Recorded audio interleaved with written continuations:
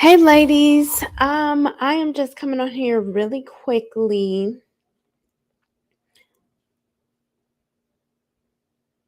What in the world is this? Excuse me, y'all. If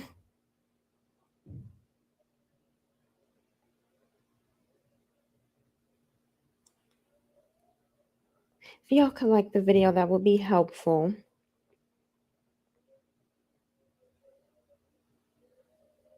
But yes, ladies, okay, I'm just gonna go ahead and start because I will be um leaving this video up so you all can catch the replay. But y'all probably already saw on the community tab as well as the page if you follow me on Instagram that as of today you can all now use Klarna, which is a buy now pay later service to purchase the digital products as well as the physical products on both azaracosmetics.com as well as Sit and Pretty. And this is such a major milestone because when I began to create my digital products back in 2018, 2019, the goal was to be able to make the services that I offer more accessible. As someone who has been rendering these services for several years now, I have learned that you, as a service provider, have to find the balance between being able to add value to other people's lives, but also prioritizing and maintaining yourself. And, I understood that in order for me to be compensated for my time, my energy, my skill, expertise, I was going to have to stop lowballing myself because it was causing me to perform less. I was unable to give my absolute best because I was overworked. And that's something I took note of. But I still wanted to be able to help more people. And I realized that as a service provider, as a one person team, it's really hard to do that without cutting into your own time, etc. So when I decided that I wanted to move more into the digital space, it was a major transition. And it was a major transition because, contrary to popular belief, content creation is not easy. Putting your business on social media is not easy, especially when you are still maintaining a physical location, a physical presence, in a brick and mortar. It's absolutely not easy, especially when you are one person or you have a small team. So, this was a big sacrifice for me. I literally had to sacrifice being behind a chair. I had to sacrifice being able to help my regular clients in order to, be able to reach a broader net. And sacrifice is the word. That's the only word I can really think of. So this has been a very interesting transitional period, but especially with the launch of my hair care line, Azara Cosmetics, this was me wanting to take a piece of my experience, a piece of my expertise, a piece of my skill set, and be able to provide and gift that to other people on a broader scale. Because I understand, like, everyone can't afford to go to the salon, everybody's not going to be able to travel, etc. So these smaller facets of the Sit and Pretty experience, the Sit and Pretty brand mean a lot because prior, I was only able to see a few people a day, a few people a month, a few people a year. Now I'm able to help more people through these things. And, while I do my best to keep everything accessible, everything reasonable, and still quality, I understand, for some people, there are still certain barriers. And that's why I feel, services such as Klarna or these other buy now, pay laters, when used and handled appropriately, are so important because it's helping me help more people. So I am so thankful to all of you all who have supported my brand. I am so thankful for all of you who have supported Azara Cosmetics. I mean, literally, y'all, that this Azara is, man, when I tell you all the way y'all have supported this brand, it has literally re- revived my just passion, love for what I do, seriously. It shows me that what I'm doing matters. I am helping people, and that is so important for me, you know. So that being said, that's pretty much what I had to say. But I think that, this is such an amazing time in our history. And when I say our history, I'm especially talking about us, um, African Americans, especially, but not just Americans, Afro descendants, but people with textured hair, period, because the industry is just completely changing, and that's something we definitely can credit social media for. That's something we can definitely credit, especially the natural hair movement for. And I think it's important to highlight that, especially in this time when, yes, unfortunately, we had something that initially had positive intentions. Of course, you have certain people who are self-seeking, who come in and exploit that, and you know turn things into something they're not supposed to be. And that happens a lot, especially when you don't have structures in place, right? But ultimately, the natural hair movement really did pave way for what we are seeing today. And I think what the natural hair movement did, although, hi Vivian, what we saw in the 2010s was not necessarily the first time this has happened in our history. And, I don't want to discredit that. I don't want to discredit, all of the other historic figures that came before us, Madam C.J. Walker, Annie Malone, all the other ones, because this is years in the making. This is generations in the making. In reality, this is why I think it's important for us to not discredit any of the small steps, because eventually, things snowball and become something bigger. But, the natural hair movement of the 2010s really paved way for where we are today and where we're going, because what it did was it questioned the status quo. It got people thinking, it got people searching for alternatives. And I think in the beginning of something, things aren't always going to be the most organized, things aren't always going to make the most sense, which is completely understandable. But at the end of the day, it still raised the question. It raised the question on, the hair practices within the textured hair industry. It challenged and it questioned stylists. It challenged and it questioned, the infrastructure of the Black hair industry. And we have to give credit to the digital natural hair movement for that.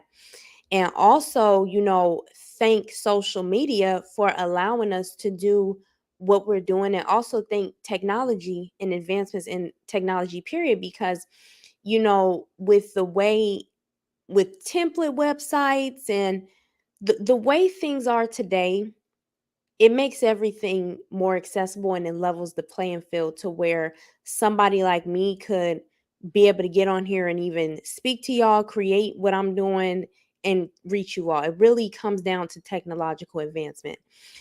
But one thing that, I really wanted to talk about right now, which is so important. And I think it's so important to talk about this because I was just speaking to a lady at the store about this, and I was talking to my mom about this. And this is something my grandma used to talk to me about when I was younger. Um, and I'll preface it by saying this. Um, my page is geared towards texture hair period, but I want to specifically I want to hyper focus right now on the Black American hair experience when it comes to textured hair, especially. And this does transcend just African American descendants of slavery, right? But what I wanted to highlight, right, and I want us to really think about this because this is really important. This is really important.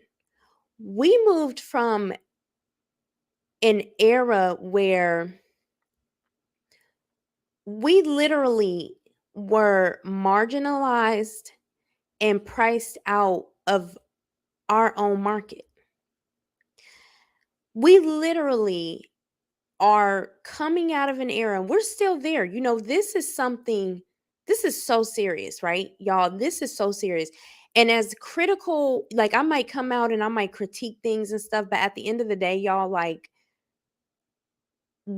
I try to make the conversation as well rounded. I want us to think about this.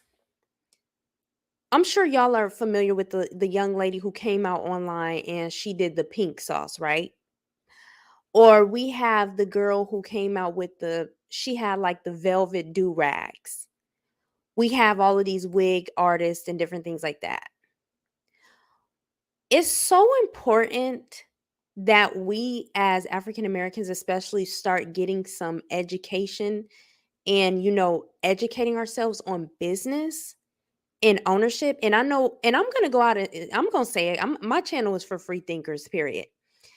I understand a lot of people did not like what Mr. West was saying, okay? But I want y'all to really think about what Mr. West is presenting. I want you to really think about what people like Master P are presenting. I know, for a lot of us, it might sound counterculture, it might make us uncomfortable, but we got to really listen to what they're saying. Because we as African Americans, and I'm specifically talking about us. I'm not talking about Africans, Caribbeans, none of that. I'm talking about African Americans, right? And yes, you might have some of those other groups, they may kind of get mixed in a little bit, and they may have some of the same their experiences might parallel with ours just a little bit, those who may be lower income, whatever. But there is a difference between this, you kind of just out here, and there's a difference between that, and there's a difference between you out here but you got somewhere else to run to. You can still go back to your culture, etc. You see what I'm saying?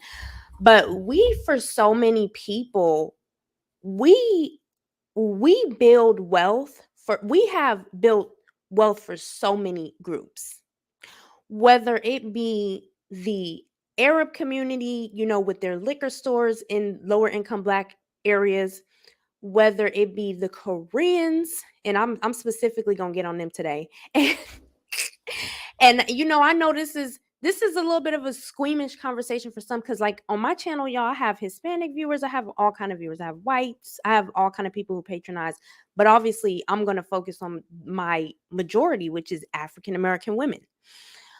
We have Koreans when it comes to the beauty supply industry, especially, or we can even talk about the wing spots they put up in the communities, etc.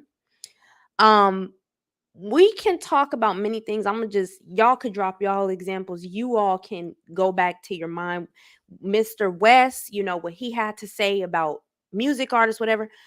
When you really look at it, and the reason I'm going to separate Africans from this conversation is because even for Africans in this country, we as African Americans literally help everybody else build wealth and get ahead. And it's not to say we can take credit for it, because at the end of the day, we may be the consumers, yes, which is a big part of it, because you don't have a business if you don't have no customers. But their strategy and their discipline is ultimately what allows them to do this, right? But we do have to take the credit for the fact that if we simply stop, this is what Mr. West was saying, people don't really want to hear what he's saying, but we got to hear what he's saying. If we ultimately changed a lot of our habits and we healed from a lot of things, we developed discipline, we developed more long-term thinking, etc. For a lot of these different institutions, for a lot of these different industries, they realistically would not exist, right? And specifically, I know I'm kind of all over the place because this is just me speaking off of my head, right?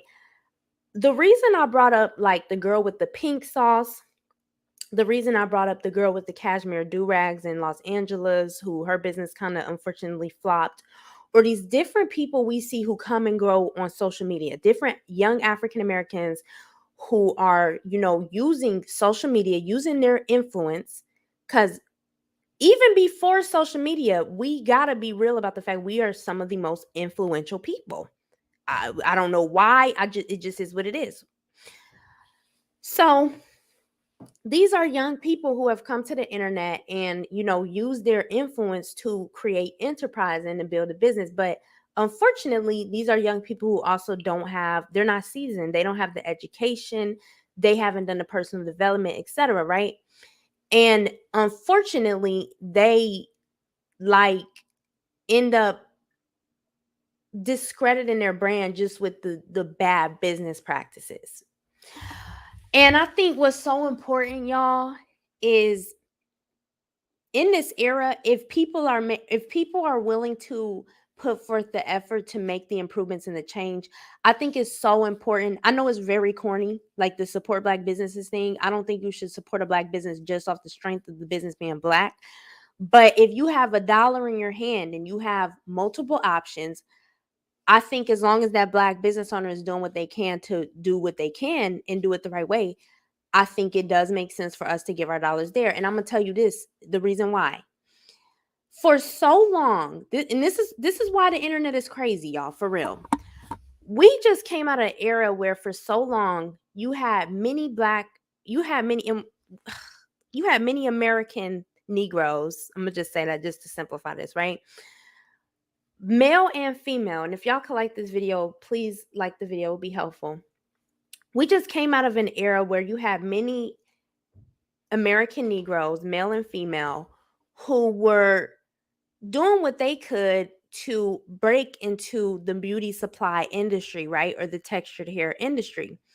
In reality, the only place we really had any presence is in our salons because they can't render the services for real the way we render it. A lot of us aren't going to necessarily trust these people in our heads, right? So outside of like a beauty salon or barbers, that's kind of the only space we had. Versus, okay, let me go back. So you had a lot of these people trying to break into this market, and a lot of consumers don't know this. You have black people trying to get into these markets, trying to bulk order the different products and stuff, which are not black owned. And what these what these Koreans would do is, make it to where you literally can't buy the product. There's some kind of beauty supply. And I could be wrong. If somebody knows more about this in the comments, then you could definitely fact check me. I'm speaking off of what I've been told. This is hearsay. You had people, you have some beauty supply organization that they created to where they would literally marginalize you to where Negro business owners could not buy these products. You see what I'm saying? Excuse me. So that's how they keep a lock on the beauty supply industry. And it's messed up because it's like when you have so many more black on beauty supplies popping up, Africans and African Americans and Caribbeans, especially in Georgia. Now you have more African American beauty supplies or black beauty supplies popping up. And the thing is with the customers is they'll complain about the selection not being big enough. They'll complain about the pricing, etc. But what the customer doesn't realize is it's so hard just for that business to even operate how they're operating. It's so hard for them to even sell the products that they are selling. Hey, Susan, it's so hard for them to sell the products that they are selling. And what we'll do is collectively is we'll turn around and we'll leave that business to go to a Korean beauty supply and give them all our money, even if they don't say hi, whatever. Now they've gotten a little bit more hip, right? Because of social media. Because you'll go to a beauty supply now and it say Black Lives Matter, or they're going out of their way to be a little bit more customer service oriented, whatever.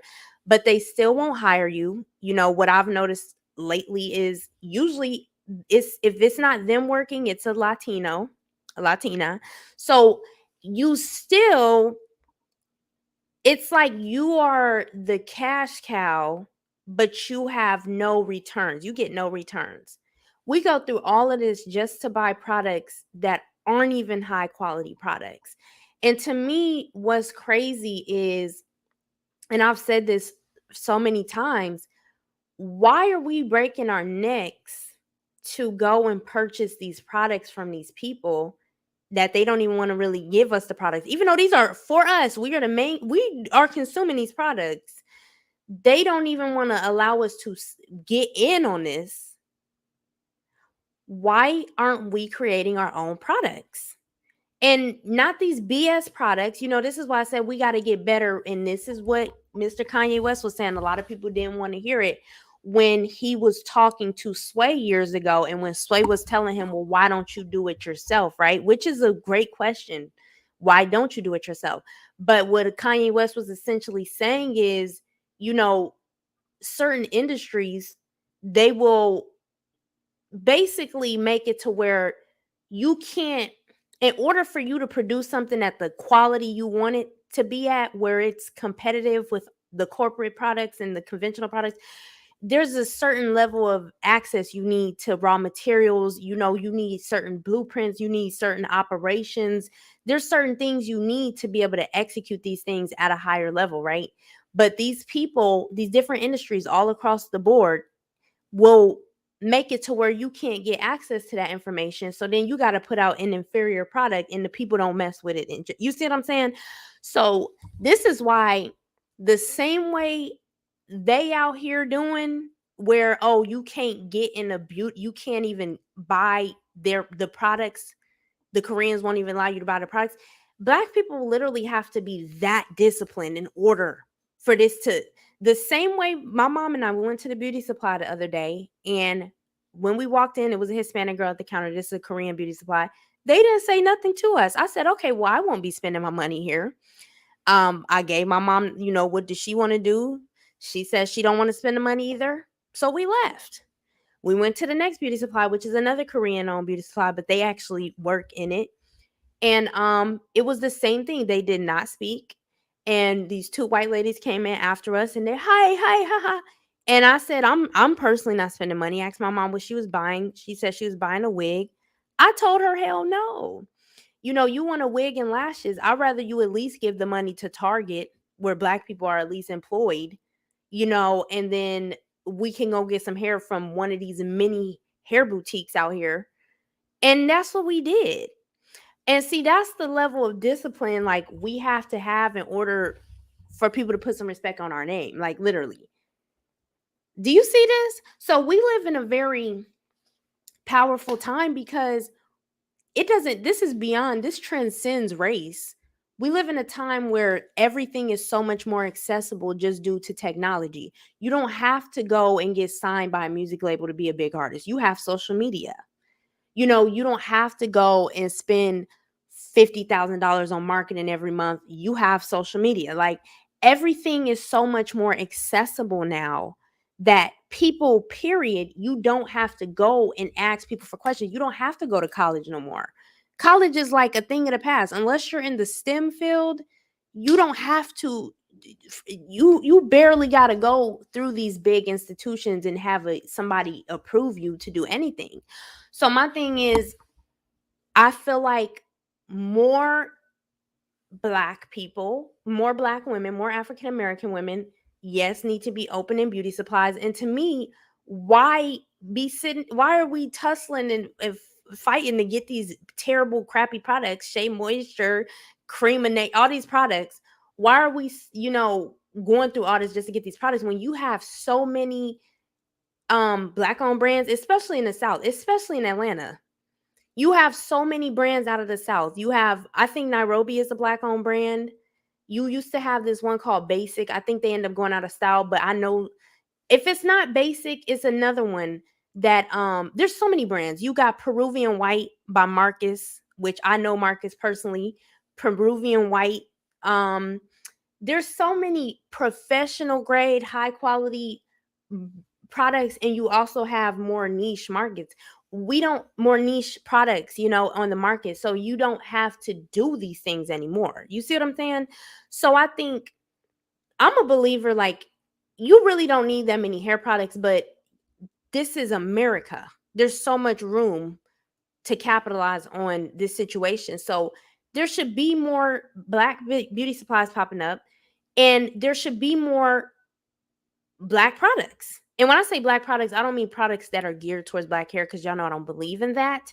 But I'm talking about people who use the products should actually be creating and distributing them. I feel like that's going to raise the quality and improve the customer experience, period. The same way I don't go to the nail shop no more. Period. I'm tired of them. Period. Y'all might have one in your neighborhood that's decent. I'm not messing with them no more. I'm not giving them my money. That is another example of, a certain group monopolizing something. When you have so many quality, individual nail techs out here that love what they do sterilize and sanitize their instruments. They are going to give a great experience. You have so many brow artists out here. Well, not so many, but you have different brow artists out here who aren't going to double dip in the wax. Why are we still supporting these monopolies and these groups who don't care? It's all about money for them. And don't get me wrong, money matters. And if you're putting out something quality and of value, you deserve to get paid. So when I say money, I'm not saying money in a negative way. What I'm saying is, why are we allowing people to disrespect us, and we're paying them to disrespect us when there's so many other people out here who deserve our support, but they don't have the backing? A lot of the reason I feel like a lot of the reason that you might have a good hairstylist, you might have a good hair brand, whatever, who is a freelancer, but she can't really compete. Suppose you got a nail tech, right, who's really good, but she's a one woman band. So she's gonna lose more people to the Vietnamese salons, right? This might be a Latina, this might be a black girl, white girl, it doesn't matter. But this is somebody who went to school because this is their passion, and they want to service people with their services, right? We gotta stop with, I feel like our biggest weakness, this is not just an African American thing, but it is an African American thing. But I feel like in the beauty industry, when it comes to freelancers, one of the biggest weaknesses is people don't understand the concept of strength in numbers. That's why you can have a bomb nail tech, whatever, and it's like she's really good at what she does, but because it's just her, she can't really execute things properly. She can't do the customer service properly. She can't do XYZ properly. She can't do, there's so many things she can't do that these other people can do, because even though the quality of their work sucks, even though they're using illegal trash, acrylic and different things like that, even though they are spreading all kind of diseases and things, all kind of warts, all kind of funguses and stuff, even though they're unlicensed and all this different stuff, what they have is numbers. What they have is capital. So we're in a very important time in the beauty industry right now. And we're in an important time because, like I said, everything is so much more accessible. You as a consumer, you have more options. You have the ability to familiarize yourself and discover your options. And, more people have the ability to step out into the marketplace who maybe didn't have it before. You see what I'm saying? So what I'm saying is, this is really big. And this is why I say, like, with the influencer thing, even though people might be offended at the fact that, like, oh, why is everybody hating on the influencer? Why is everybody hating on influencers? I feel like a lot of influencers don't really understand their impact. They don't understand their worth. They don't understand how serious it is.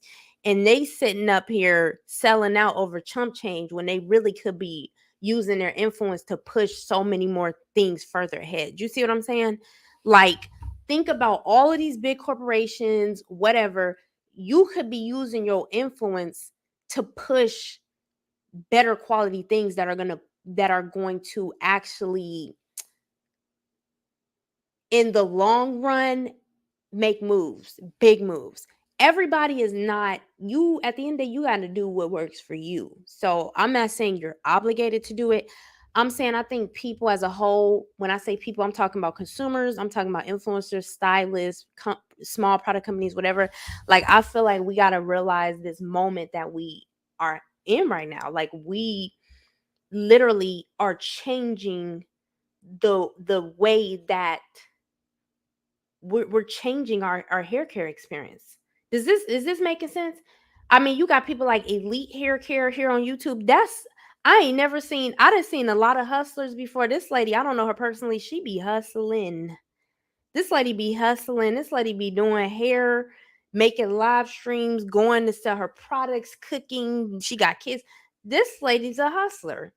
But what she's doing, we need more and more and more of that. And even the people like the girl who did the pink sauce, who, yeah, when she launched, it might have failed. And see, the unfortunate thing is, and I'm not saying unfortunate because at the end of the day, I feel like we're moving more into a classist society and a race based society. However, though, you still have your little group. You still got to have your group, your home, right? Unfortunately, now there's a larger company that bought her. What would it have looked like if a black company purchased or was, you know what I'm saying, helping her out, you know, because this is what matters. I feel like, in my opinion, hair for me, I started braiding my own hair or just learning how to braid, teaching myself how to braid when I was like 5 or 6, 7, whatever, on my dolls. And me developing this skill and growing this, it gave me a sense of purpose early. And when you have a sense of purpose and when you feel like you have something to live for, it gives you more foresight. It gives you more, of a zest for life and an ability to, like, keep going. I feel as though a big reason may and this is my opinion, this is just me, this is a hot take. What would it look like if more, of us discovered our purpose? How many of us would, how much trouble would it save us? Maybe we would gravitate towards more positive things. If you see a future for yourself and you're going somewhere, maybe you'd be less likely to venture off into some nonsense. And I think that's why what people like Master P are saying, what Kanye West are saying, regardless, it's very important. Ownership is very important. We shouldn't be in this place where how were we here at the beginning of this country, and yes, we might have been slaves, whatever, but it was black people post-slavery doing way better now than we are today. So was it really slavery? Or is it like values, organization, community, whatever? The reason I say that is because it's like, how in the world are all these other people coming here from third world countries? A lot of people come with money, though. Don't get it twisted. A lot of people do come with money. A lot of people, they didn't just come from nothing. You have people who already was rich where they came from, and they come in here to expand that. So that's a factor too. But what I'm saying is, ownership really is the difference. And I remember, even being in high school and stuff, when I decided, like, yeah, I'm not going to college, I'm going to keep working for myself, I'm going to continue to be in business because I like this. you know Ownership is really important. The reality is, everybody don't want to be a business owner, number one. And number two, you might just not be in that season. You might still be in that, working for somebody else and building a vision. But why not try to, and this, it's a catch-22, because um sometimes when you have smaller businesses, they don't have the resources, they don't have the structure and stuff like other, it's true, so it's a part of sacrifice, but sacrifice is the name of the game. Now, when the reason I'm bringing this up is specifically for Black women, right? I mean, we can't, the Black community, you have to decide yourself how big you want to go with that. But I'm specifically talking about this piece on Black women in the beauty, especially because we consume so much beauty products. You know, is this making sense to any of y'all? Like, it's really crazy to me. It's really crazy to me how much opportunity is out here. And as if you as a consumer, and it's not to say, y'all, we know Black stylists be cutting up, we know Black bits. Yes, I understand that. I'm saying though, I feel like the key to elevating our customer experience is having more hands involved in the experience. Like always say, voting with your dollar, voting with your attention, etc. Because boom, boom, that's that. Like, this is that. Even who was I just thinking about? Okay, I actually grew up with this girl. This girl was my best friend in high school, right? But there's a lady, her mom, this girl was friends with in high school. Her mom, started a candle business, you know, and the way this lady is taking this business all the way to the top with multiple warehouses, full staff, all kind of stuff. This is what there needs to be more of. Even if you're not necessarily the one running the company, even being a manager of a company like that, even being, in sales for a company like that, even being in a warehouse for a company like that. Like, this is really important. And I know people are probably tired of this conversation because I feel like it's so, oh, support Black businesses, oh, support Black women businesses, oh, support women-owned businesses. But it actually does matter, y'all. The more people, enter the marketplace, the more options you as a consumer have. If you knew you had other nail techs who weren't going to be, drilling down your fingernails, who weren't going to be spreading fungus and different things like that, you might think twice before you go and do that. But when you feel like these are your only options, you end up settling. So I'm saying we don't live in that era no more where it feels like this is it. You have so many options. So, y'all, thank you so much for listening. That was my piece on that. I really appreciate all of y'all who have supported Azara Cosmetics. Those of y'all who support the YouTube channel. Those of y'all who share. Those of y'all who like. Those of you all who comment. Those of you all who subscribe. Because this is bigger than me. Like, this is a moment right here. This is a moment. Like, this is a moment. And it's nice to see so many people. I know I highlighted, the Afro-American experience, but even on a larger scale, when it does come to other people, period, of the diaspora, on a larger scale, it matters too. The reason I specifically say us is because in our community, there's just not enough people. It's growing for sure, but there's just not enough people. Black women businesses are on the rise though. But I'm saying it could be more. There could be more, especially in the beauty sector. Like, we as women, period, have so much control in the beauty sector. Period. Like, why are there, it's just crazy. It's crazy. So that's my take on that, y'all. That is my take. When you are supporting a small business, you are literally building your local community. As long as that money is, as long as that business is running productively, as long as that business has a vision, it has a dream, and it's being used productively, you are actually supporting yourself. You are actually supporting your community. And your dollar matters, your spin matters, your supporting of a business, your word of mouth, it absolutely matters, like for real, because this was not necessarily easy. I don't want to say it was impossible, but it was not easy 20 years ago. You might have had people like the Bronner brothers and, certain people who were able to break into this industry, but you had a lot of other people who could not because of the way things have been set up. It's like when you have a bunch of other people who have structure and they have when you have a bunch of other people who have structure, they have systems in place, etc., but you don't, you end up being you end up having to conform to what they got going on.